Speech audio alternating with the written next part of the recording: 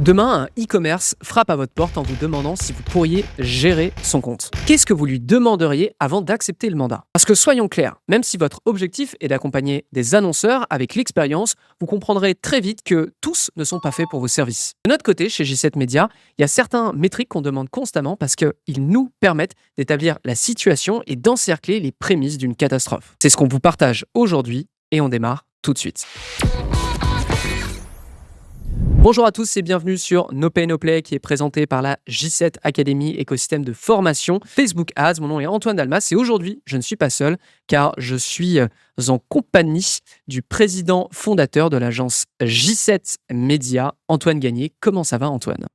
Toujours très bien, Antoine. Bien heureux de continuer ces belles discussions sur No Pay No Play avec toi. Effectivement, si je te fais venir aujourd'hui, c'est parce que tu le sais très bien et je pense que les gens qui nous écoutent le savent aussi un peu. Tu as vraiment les mains dans la gestion aussi des comptes publicitaires, mais aussi les rencontres avec d'éventuels prospects de l'agence J7 Media dans un objectif d'aider justement les média buyers freelance, les agences Facebook Ads ou du moins les agences qui sont spécialisées en publicité sur Facebook Ads, Facebook ou Google, peu importe, je me perds. J'avais envie de te faire venir parce que tu as une certaine expérience dans les questions qu'on peut poser avec des annonceurs pour encercler où ils en sont vis-à-vis de leur maturité sur les plateformes ou vis-à-vis de est-ce que c'est intéressant pour nous de travailler avec eux, de gérer leur compte publicitaire. Donc j'ai encore une question qui va faire un peu le fil rouge tout le long de cet épisode, c'est quelles sont les 3 métriques que tu demandes à un annonceur qui aimerait travailler avec nous pour justement te décider vis-à-vis du mandat, vis-à-vis de la gestion qu'on peut faire avec cet annonceur sur Facebook Ads.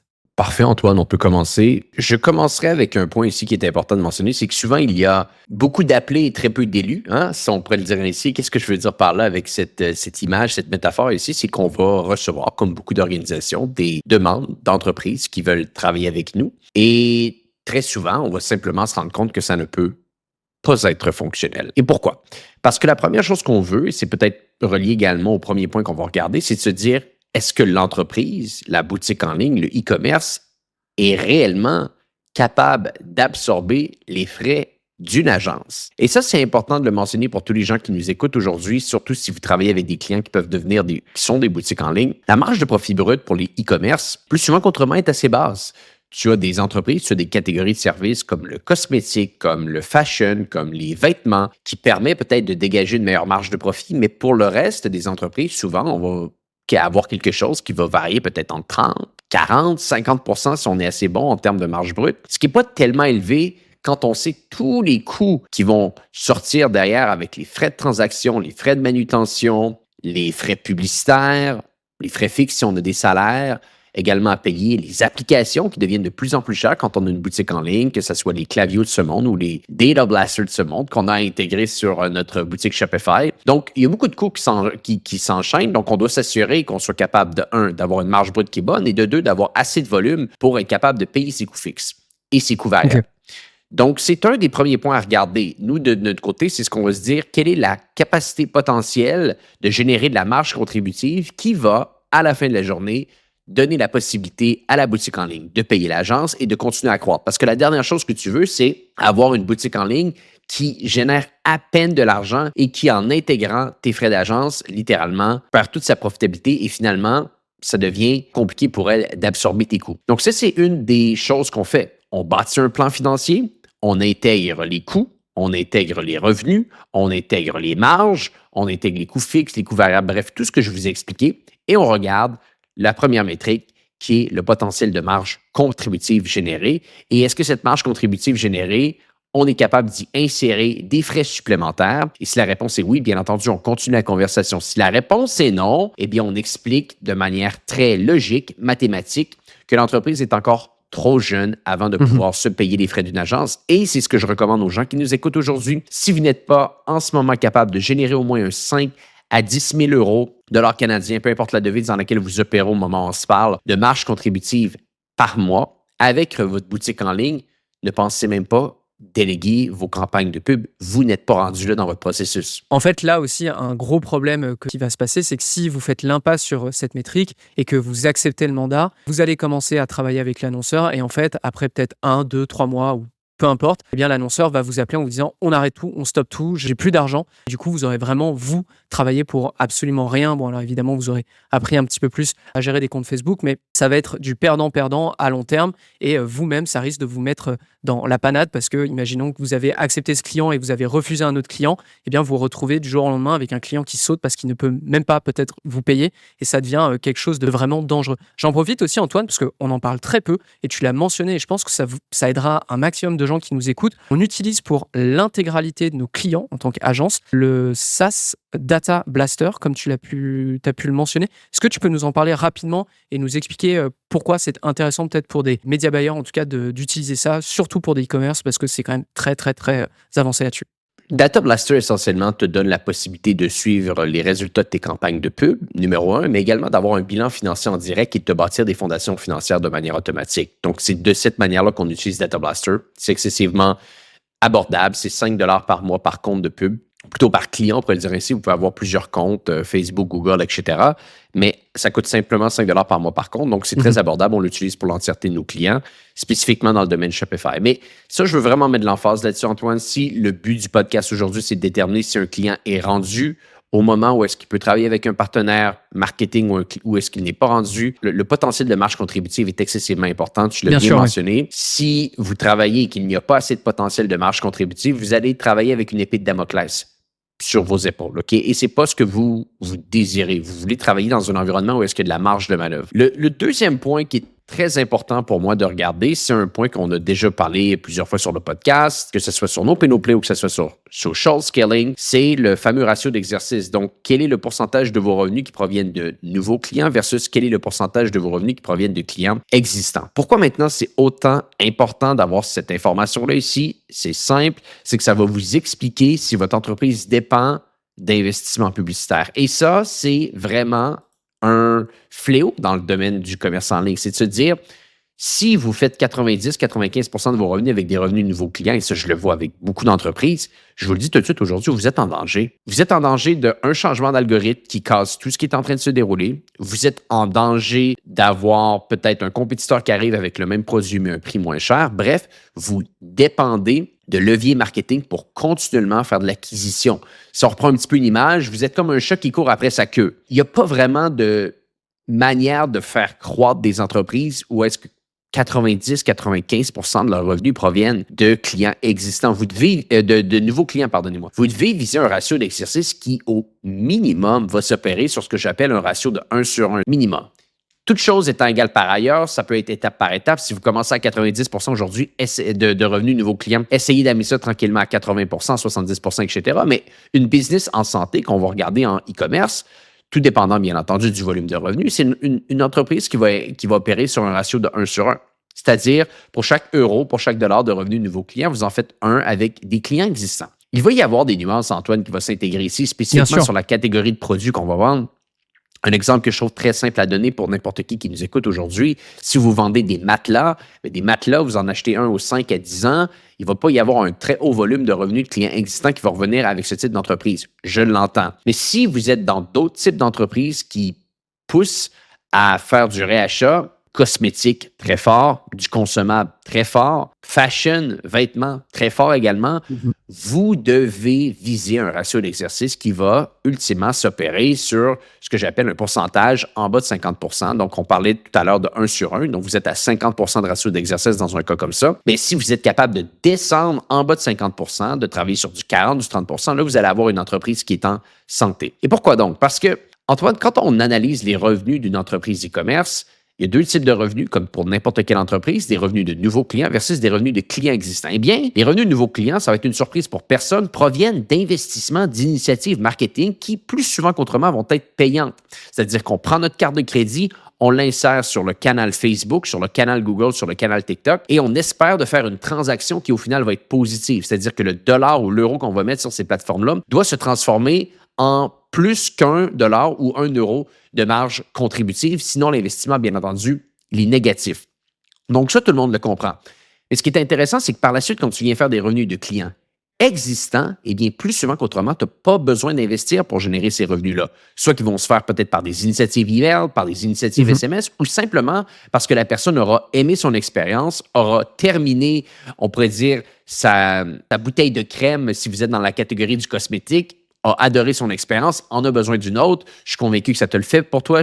Ça le fait pour moi également. Quand j'ai plus de gel, quand j'ai plus de crème, bref, on en réachète si on a aimé l'expérience. J'ai pas besoin de recevoir un email pour ça, Antoine. J'ai pas besoin de recevoir un SMS. Si le produit est bon, je le réachète. Ça va au cœur même d'une entreprise. Si votre produit est mauvais, et bien entendu, les gens ne vont pas réacheter. Eh bien, ça, c'est un point important. Si vous avez un bon produit et que les gens le réachètent, eh bien, comme je viens de le mentionner, ces revenus-là ne proviennent pas d'investissements publicitaires. Ce qui fait que, sachant que ces revenus sont faits sans investissement publicitaire, la marge générée ici est considérablement plus haute. La marge brute reste la même, on est d'accord, mais on n'a pas besoin d'investir 1 $ pour aller chercher ce revenu-là. Et plus que ces revenus de clients existants grandissent, Antoine, plus qu'on est capable d'établir une fondation de profitabilité qui va nous permettre par la suite de pouvoir investir encore plus quand on va aller chercher un nouveau client, parce que cette marge de manœuvre créée va nous permettre d'accélérer derrière. Donc, on se remet dans la peau d'un propriétaire d'agence aujourd'hui, d'un freelance qui écoute le podcast No Pay No Play. Pourquoi cette information-là est pertinente?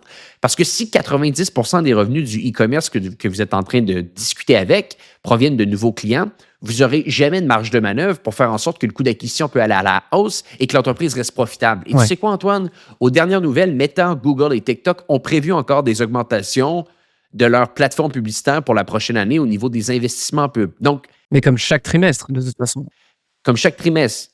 Donc, toutes choses étant égales par ailleurs, il y a des bonnes chances qu'en 2026, faire de la pub sur les plateformes va coûter plus cher qu'en 2025. Et la même chose en 2027. Donc, si vous êtes dans une course à uniquement avoir une entreprise qui doit absolument maintenir son coût d'acquisition en bas d'un chiffre précis pour rester profitable, c'est dangereux.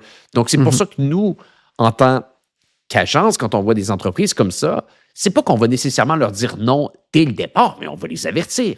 On va les avertir, on va dire la marge de manœuvre avec laquelle on joue aujourd'hui est excessivement mince. Qu'est-ce que vous faites de votre côté pour amener des nouveaux produits? Qu'est-ce que vous faites de votre côté aujourd'hui pour augmenter les revenus de clients existants? Avez-vous besoin d'aide pour qu'on augmente les revenus de clients existants?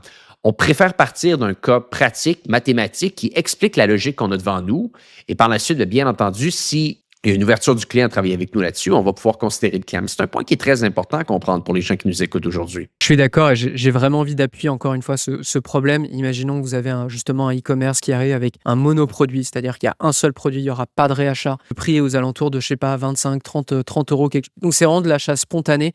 Vous allez devoir vous battre pour faire des marges sur des coûts par achat qui sont très très faibles et ça va être un job de absolument tous les jours. Et une simple différence de 1 euro ou 1 dollar sur un coût par achat entre 2 jours pourrait avoir un impact énorme sur la profitabilité de votre entreprise. Donc, c'est certain, comme tu l'as très bien mentionné, Antoine, vous êtes dépendant d'un algorithme, vous êtes dépendant d'une mise à jour de la part de Meta. Si jamais ça devient plus dur, si jamais ça coûte un petit peu plus cher, tous vos efforts vont retomber à l'eau et ça va être excessivement difficile. Vous aurez des conversations excessivement difficiles aussi avec l'annonceur avec lequel vous travaillez. Donc, il faut faire attention avec ça. Il faut l'entourer tout de suite. Et comme tu l'as très bien dit, il faut l'expliquer, le montrer à l'annonceur pour qu'il comprenne l'enjeu que vous allez traverser ensemble, en tout cas si vous travaillez tous les deux. Le deuxième point, effectivement, c'est le ratio de l'exercice. Et le troisième point, là, c'est là que je veux quand même mettre de l'emphase ici. Effectivement, c'est la marge brute. Parce que la marge brute d'un produit va dicter si oui ou non on est capable de se permettre d'avoir un coût d'acquisition fonctionnel à la fin de la journée pour une entreprise. C'est-à-dire que si vous avez, on va prendre un chiffron, le produit coûte 100 euros. La marge de profit brut est de 20 %. Donc, ça veut dire qu'il y a uniquement 20 euros qui revient dans les poches du client quand il vend ce produit. Mhm. Ben, ça veut dire que si vous voulez être profitable sur la première transaction, ce qui doit être le cas pour à peu près 95 % des entreprises e-commerce qu'on rencontre, vous avez maximum 20 euros que vous pouvez investir pour aller générer une transaction.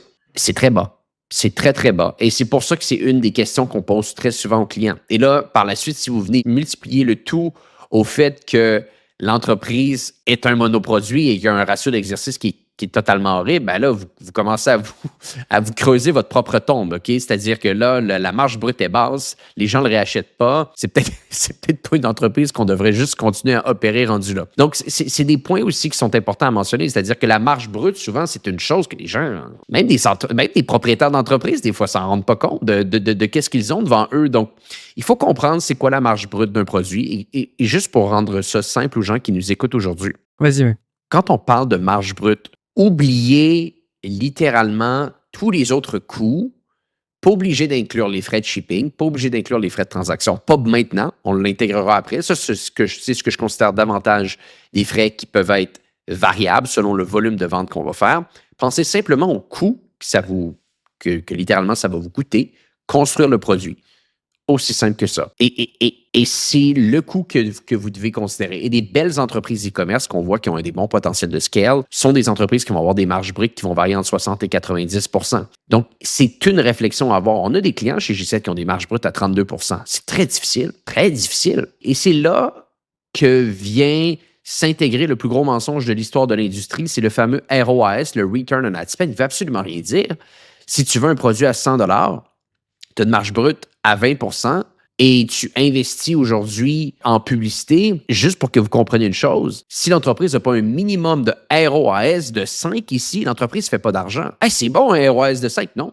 Un ROAS de 5 ici, c'est break-even. Et c'est important de comprendre ces chiffres-là. Donc, vous voyez, on n'a même pas parlé en détail de se dire est-ce qu'on a une audience, est-ce qu'on a quelque chose de précis qui peut être fonctionnel. Nous, on appelle ça la réalité financière de l'entreprise. C'est la Exact. base même d'une bonne relation. C'est de se dire, est-ce que tu peux nous payer?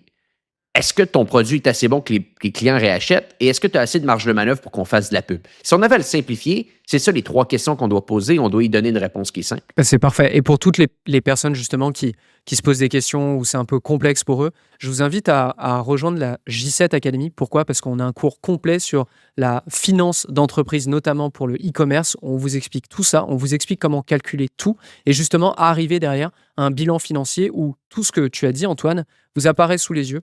Et vous êtes en mesure du coup de prendre ces décisions et même de challenger l'annonceur. Donc la J7 Academy, j7academy.com ou dans les notes de l'émission. Et j'en profite aussi parce que j'en reparle et je trouve que l'outil est sensationnel pour faire ça.